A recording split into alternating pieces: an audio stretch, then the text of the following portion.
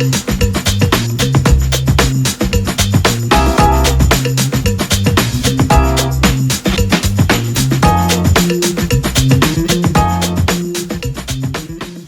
semua, bertemu kembali dengan Pastor Hani Saputra dari Brisbane, Australia. Hari ini saya akan bicara mengenai the world of parenting. Yuk kita doa terlebih dahulu. Bapa yang kekasih, di dalam nama Yesus, tolong hamba-Mu Tuhan untuk menyampaikan firman dan berita daripada surga ini sendiri.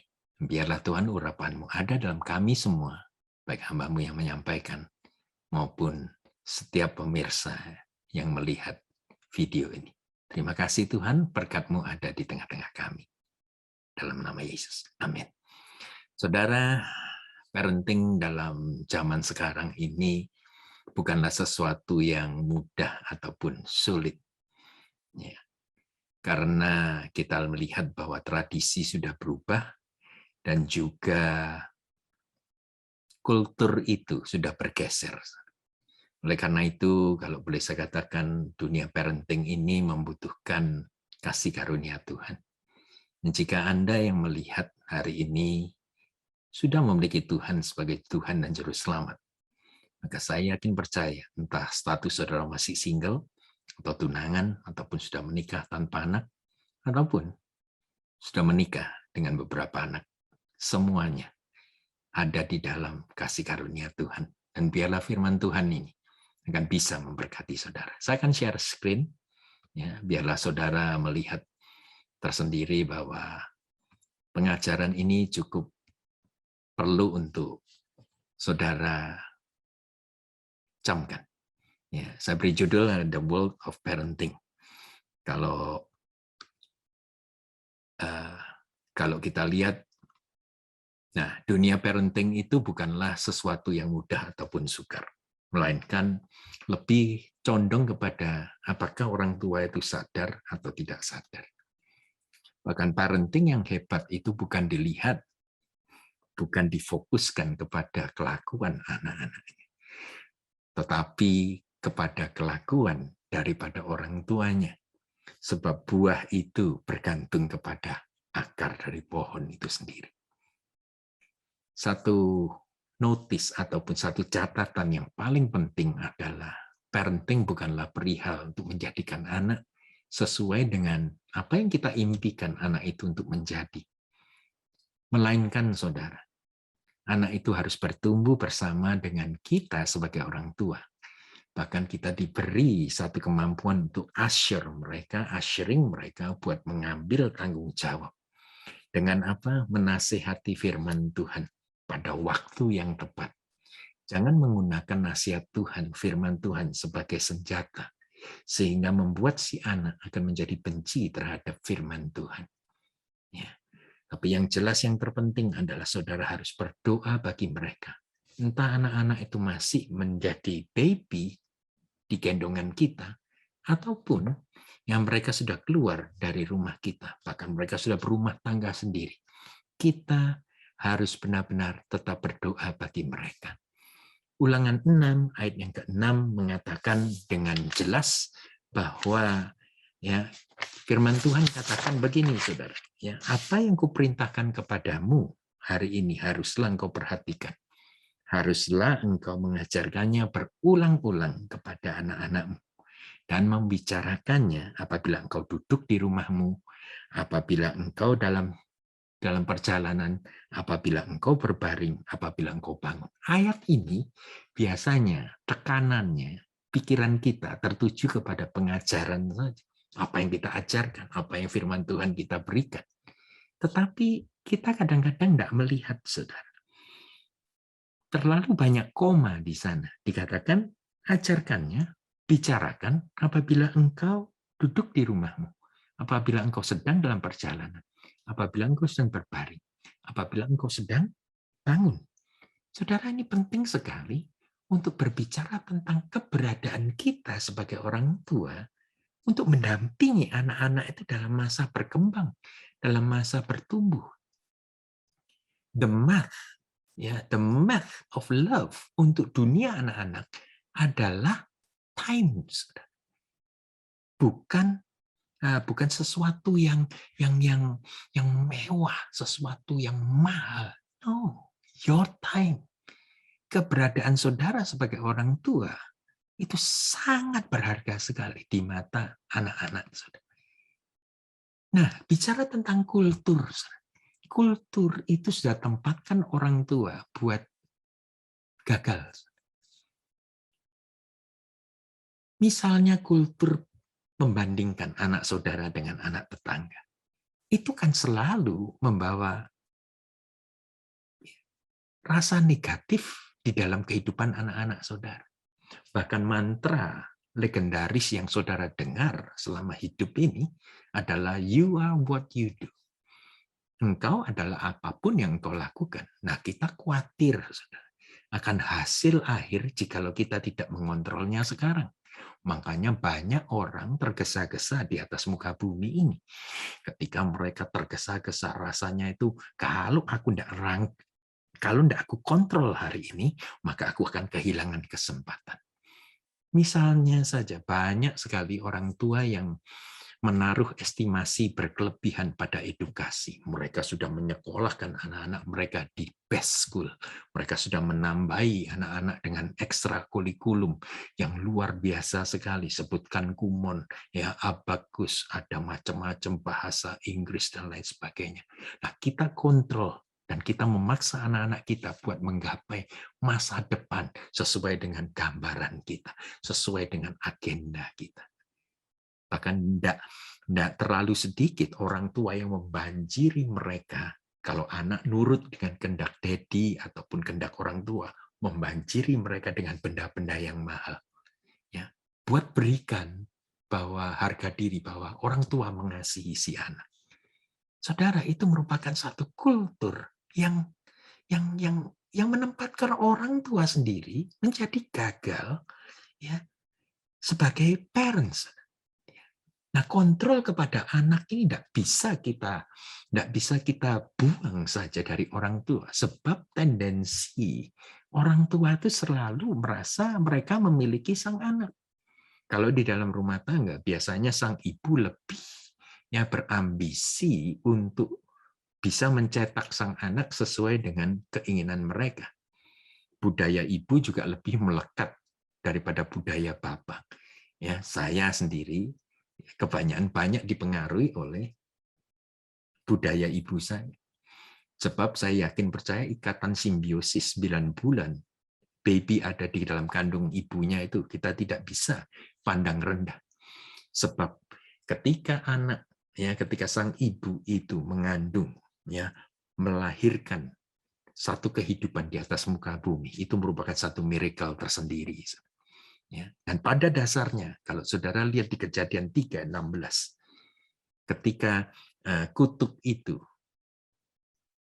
diberikan kepada akan hal-hal yang wanita akan merasa kesulitan adalah melahirkan, juga kesulitan untuk mengontrol suaminya. Memang dalam bahasa Indonesianya ataupun Inggrisnya agak mengarah kepada sexual things, birahi kepada suaminya. Tapi kalau kita perhatikan sesungguhnya, itu bicara tentang kontrol. Istri ingin mengontrol suaminya. Wanita ingin mengontrol pria. Nah, kalau kita ini sang ibu tidak mengontrol anak-anaknya, maka bahayanya adalah ketika kita lupa diri. Kita lebih melewati batas-batas pengontrolan yang sehat sehingga kita menjadikan anak kita itu untuk pemuasan ego sendiri. Saya mau ceritakan tentang kasus pembelajaran Ibu Dewi dan Cynthia. Ibu Dewi ini selalu meluap melihat apa yang dilakukan Cynthia di rumah. Misalnya Ibu Dewi ini melihat Cynthia ini malas, tidak berolahraga, apalagi zaman sekarang sekolah school cuma online saja dari rumah, tidak perlu mandi terlebih dahulu dan lain sebagainya. Handphone selalu ada di tangan, tidak pernah menghasilkan grade yang baik dan lain sebagainya. Ketika Cynthia hendak membela dirinya, terjadilah Ibu Dewi ini segera muntap, saudara. Menembakkan segala kekesalan hatinya kepada sang anak. Ibu Dewi ini takut kalau Cynthia gagal untuk masuk uni, gagal berkarir, dan juga gagal menikah. Itu semua perhatian daripada sang ibu kepada sang anak, tetapi diselimuti dengan serumpun perintah, perintah dan perintah.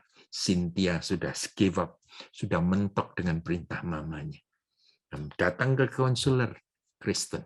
Dan ketika sang konselor menganjurkan untuk Ibu Dewi melepaskan kontrolnya, maka yang terjadi adalah Cynthia mulai menunjukkan satu perubahan positif, mulai berinisiatif. Dan inilah sebenarnya yang diinginkan oleh Ibu Dewi ya pada waktu dia memberondong anaknya dengan perintah-perintah ini. Nah, apa yang terjadi sih dalam kehidupan orang tua dan anak ini? Ini benturan time zone, sudah. Obsesi membuat sang anak berhasil di masa depan. Istilahnya sang orang tua ini selalu ingin menyiapkan anaknya itu berhasil di masa depan. Tetapi justru apapun yang dilakukan orang tua ini, itu kedengarannya merupakan satu jurang yang memisahkan orang tua dari anak muda. Why? Sebab orang tua selalu berfokus kepada masa depan dan masa lalu. Banyak orang tua yang selalu takut akan kehidupan anak-anaknya sehingga mereka jauh mempersiapkan masa depan karena kehidupan mereka yang pahit di masa lalu. Tapi mereka lupa bahwa anak-anak ini hidup di masa now, hari ini. Hari ini, saudara. Nah, kadang-kadang kita mengabaikan masa depan. Ya, kalau kita ini orang tua, kita ini tidak mempersiapkan juga. Jadi istilah, ya sudahlah, apapun yang kau kendaki siang anak, kau bisa lakukan. Itu seolah-olah mengabaikan masa depan.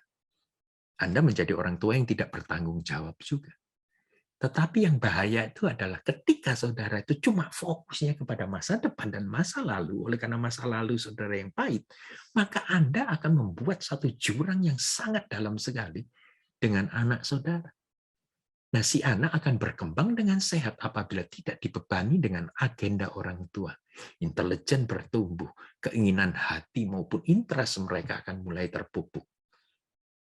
Hidup di kacamata sang anak adalah indah. Life is beautiful and adventurous.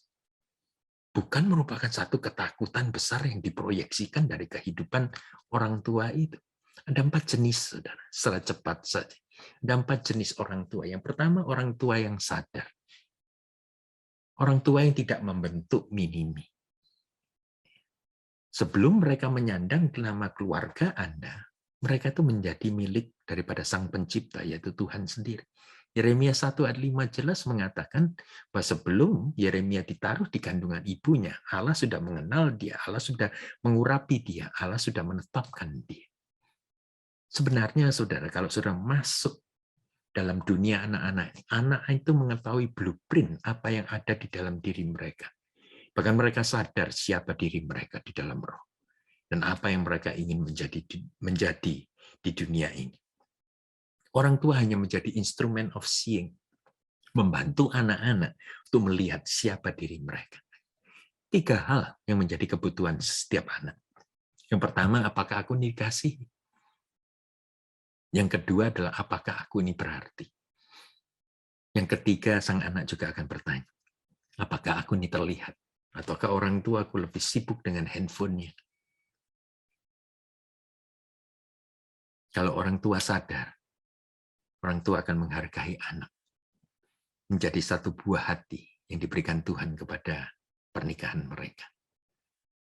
Yang jenis yang kedua adalah orang tua yang kurang sadar. Oh, sibuk sekali dengan menuangkan agenda pribadinya kepada anak. Berusaha untuk mencetak ya sang anak supaya apa? Supaya dilihat orang.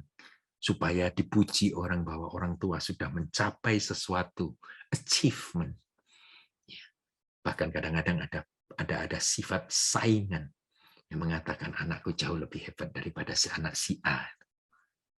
Ya, semuanya memiliki agenda daripada orang dewasa, orang tua daripada anak.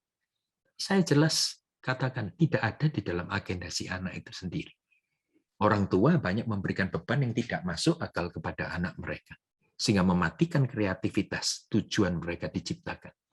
Tanggapan si anak, mereka tidak merasa dikasihi, mereka tidak merasa didengar, mereka kurang penting bagi anak-anak, hanya diperalat untuk menjadi objek kebanggaan orang tua. Inilah kunci utama daripada disfungsi hubungan orang tua dengan anak, jikalau orang tua kurang sadar. Yang ketiga adalah orang tua yang biologis, cuma biologis saja. Apakah yang membuat seseorang pantas dipanggil ayah atau ibu? Atau cuma hubungan biologis ataupun kasih? Hubungan biologis membuat membuat anak kita menyandang nama keluarga kita. Tetapi apa yang ada di dalam hati itulah yang membuat kita dipanggil daddy, dipanggil mom oleh anak-anak kita. Orang tua yang terbaik adalah mereka yang memimpin anak-anak dengan role model. Bukan cuma karena hubungan biologis, bukan karena perintah di rumah. Jangan permalukan loh nama keluarga. No. Saya yakin percaya kalau saudara spend time dengan mereka, itu respect, wibawa itu terbentuk di dalam hati anak terhadap orang tua. Kalau ini sudah terbentuk, legacy itu mudah sekali. Kalau kita sudah dipanggil Tuhan, mereka akan tetap menjaga nama keluarga kita dengan baik. Karena kualitas sudah terjamin. Spend time itu sudah berhasil. Yang keempat adalah orang tua rohani. Setiap kita menjadi orang tua, kita ingin selalu menjadi orang tua yang berhasil. Nah, kita harus mengalami transformasi terlebih dahulu. Kalau kita ingin menjadi orang tua yang sehat bagi anak-anak kita, kita harus dibereskan dari permasalahan mental ataupun jiwa kita yang kita bawa pada waktu kita menjadi anak di rumah tangga orang tua kita. Yang kedua, kalau setelah kita mengalami transformasi, kita mulai berani beriman, melihat bahwa anak-anak kita aman di tangan Tuhan. Mereka memiliki masa depan. Yeremia 29 ayat 11. Mungkin terkadang sikap anak-anak kita itu berontak, acuh tak acuh dengan perkataan kita.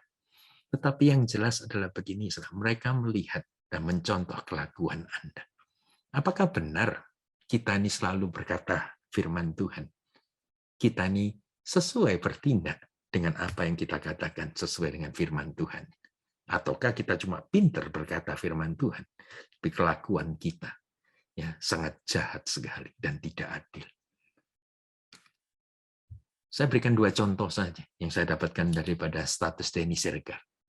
Ini 2 harapan bangsa, yaitu Cinta Laura Kiel dan Agnes Monica ini. Dua-duanya anak muda 27 tahun dan 34 tahun. Cinta Laura membuat sekolah gratis untuk anak-anak yang tidak mampu. Bahkan dia jarang sekali memakai perhiasan, jarang sekali memakai barang-barang bermerek karena orang tuanya sudah memberi nasihat dia sejak dari usia dini. Bahwa kalau kamu diberkati, baiklah adalah baik untuk membagikan apa yang kamu nikmati. Demikian juga dengan Agnes Monica, 34 tahun. Bikin klinik COVID-19 bekerja sama dengan pemerintah DKI Jakarta untuk memberikan vaksin gratis.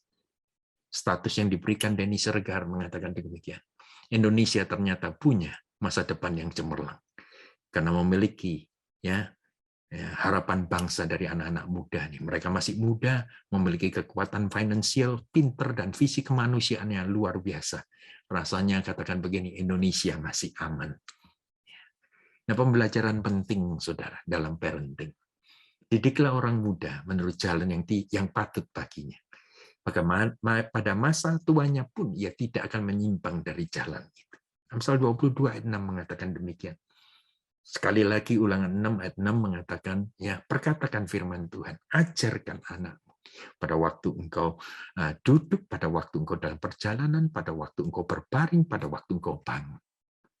Saudara, saya yakin percaya didik di sana bukan cuma firman Tuhan yang diberikan, tapi keberadaan saudara bersama dengan anak-anak. Sehingga anak-anak itu, saudara, akan mendengarkan firman Tuhan, akan melihat role model Anda, dan tidak akan menyimpang dari apa yang Anda katakan, apa yang Anda ajarkan. Orang tua harus hidup dalam prinsip kebenaran terlebih dahulu. bukan karena tekanan, ya saudara harus jadi orang tua karena tetangga saudara jauh lebih bagus punya anak. Bukan itu. Tetapi kita bereskan hati kita. Kita bereskan luka-luka hati kita ya, dengan Tuhan terlebih dahulu. Sehingga pada waktu kita membangun manusia akan berhasil. Apakah ada kata terlambat dalam parenting? Mungkin ada beberapa di antara saudara yang anaknya sudah hidup tidak sesuai dengan firman Tuhan. Nah, kita seringkali membandingkan anak kita ya sekarang dengan anak-anak keluarga lainnya. Ataupun di antara sibling, di antara saudara sekandung. Kita bandingkan si kecil dengan yang sulung. Ya, kita bandingkan.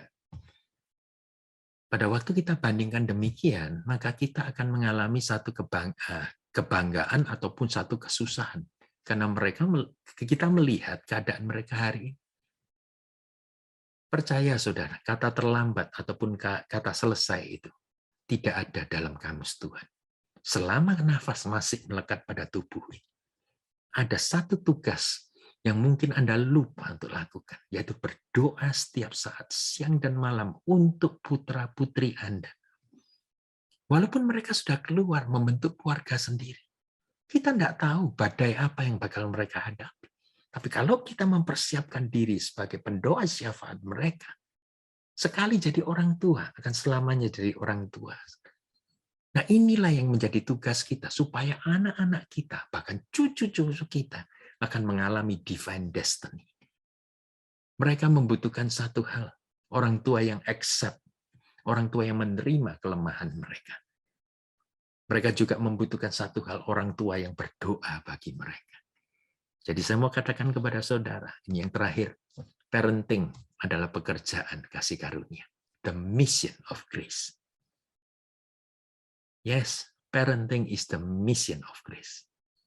Saya yakin percaya orang tua yang normal tidak akan pernah berharap bahwa anak-anaknya akan menggantikan berapa puluh tahun pengorbanan mereka secara dolar, secara rupiah, apa yang sudah diinvestasikan dalam kehidupan anak. Tidak ada orang tua yang normal untuk berusaha untuk meminta kembali. Mulai dari umur 0 itu sampai mungkin umur 27 setelah mereka menikah, keluar dari rumah dan berhasil. Setiap orang tua tidak perlu berharap nantinya anak Anda akan mengganti semua biaya yang Anda korbankan saat ini. Tetapi jikalau sang anak itu suatu kelak akan memberi dan sharing berkat finance kepada orang tua, itu merupakan satu tindakan yang konkret mereka hendak melakukan firman Tuhan, yaitu hormatilah orang tua. Pasti pada waktu itu Anda menerima, tidak tergantung jumlahnya.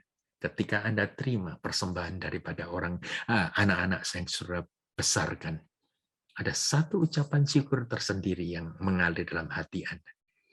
Dan pastilah Anda berdoa supaya surga terbuka terus untuk mencurahkan berkat finance kepada anak-anak saudara. Dan itu pasti terjadi. Parenting bukanlah semudah apa yang dikatakan konselor-konselor Kristen. Mengatakan jikalau Tuhan ada di pihak kita, ya, keluarga kita pasti berhasil. No, it's not so easy. Tetapi sampai di mana kita mau membayar harganya menjadi parents itu. Nah, itulah yang saya ingin sharingkan kepada saudara. Saya yakin percaya satu hal. Apapun status saudara, sebagai anak, sebagai orang tua, kita harus bereskan masing-masing urusan kita. Yuk kita doa. Bapak, kami ucap syukur pada akhirnya kami tahu persis Tuhan, bahwa parenting adalah the mission of grace. Kalau kami sebagai anak Tuhan, kami adalah anak-anak daripada kasih karunia. Berikan kami hati-Mu Tuhan, supaya dunia ini akan penuh dengan Kristus. Dunia akan mengecap kemanisan Kristus, kebenaran Kristus. Terima kasih Tuhan, dalam nama Yesus kami ucap syukur. Amin. God bless you. Tuhan memberkati.